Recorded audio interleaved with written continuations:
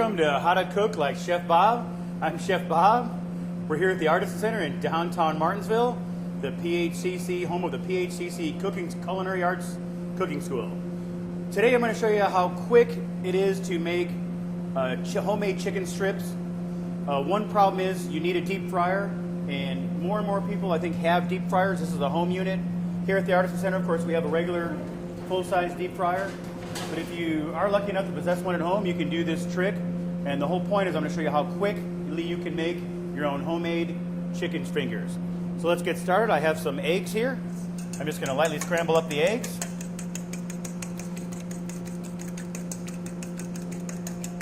And I have some buttermilk. Just pour the eggs and buttermilk together. When milk and eggs is mixed together, it's called an egg wash. And the buttermilk's great because it adds a little thickness to your egg wash. So that's done. For this next cutting the chicken, I'm going to put a glove on. At home, you probably don't have gloves, so you want to keep a nice antibacterial soap around. I'm going to cut this chicken breast in nice thin strips. I'm going to go against the grain. The grain is, you can see the lines in the meat. That's called the grain. You want to cut against the grain. I'm going to try to cut them nice and thin. It's a nice thick chicken breast. You can see the thickness of the chicken breast. It's making a nice chicken strip. We'll do 5 or 6 of these for us. Basically, I just have a plain flour, which I'm going to season up with some seasoned salt. You can use salt, pepper, garlic if you want, but seasoned salt, it is a combination of all of those. So throw a bunch of seasoned salt in your flour, mix that in real good. You can put the chicken fingers right in there. When you buy chicken at the store and it's frozen, it frequently takes a long time to fry up. When you fry up your own chicken, I think you'll be amazed at how quickly it cooks up. Take the chicken fingers that have been in the flour once. I'm putting them all in the egg buttermilk mixture. I'm making sure I got them all in there. I'm just going to toss those around.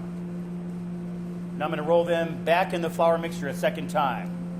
So I'm going to take them. I'm going to kind of shake them as I put them in there. Just going to shake this bin. Hold them over, let some of the egg wash drip out. You don't want too much wet in there. And just roll those around right over to the deep fryer. I always carry the pan right over to the fryer. A little shortcut to save time, get it as close as possible.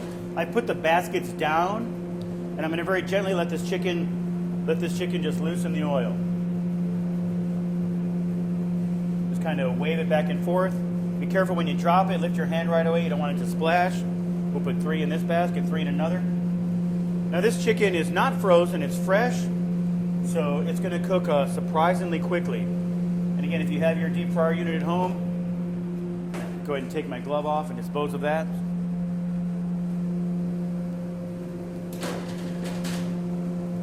And again, this is a nice home unit. This is the same thing. Again, it has the oil in the basket in it. You can see the same principle. You probably can't cook as many chicken fingers at one time as we can in a full-size deep fryer. But you can cook in several different cooks. So now these should only take 2 to 3 minutes tops to cook up.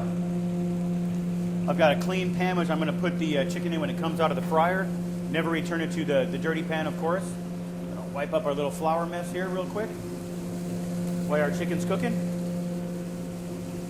And if you have your favorite dip, a lot of people like Texas Pete's hot sauce.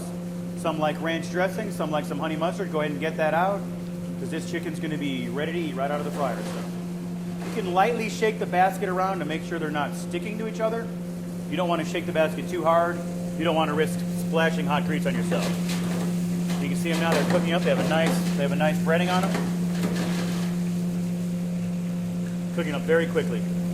They say that chicken is, when you're frying chicken, that when it floats, it's done. That's probably true. I'm looking at the chicken and it'll start to float up. I like to go another minute or so just to make sure the chicken's done. My basic rule of thumb is I take the thickest piece of chicken, I take it out first, and I cut it in half to make sure it's done. And again, for chicken to be done, it just needs to be nice and clear white with no running pink or red blood. So you want to make sure your chicken's fully cooked. So these chicken fingers are floating. And again, I'll grab our tongs and I'll grab the thickest one.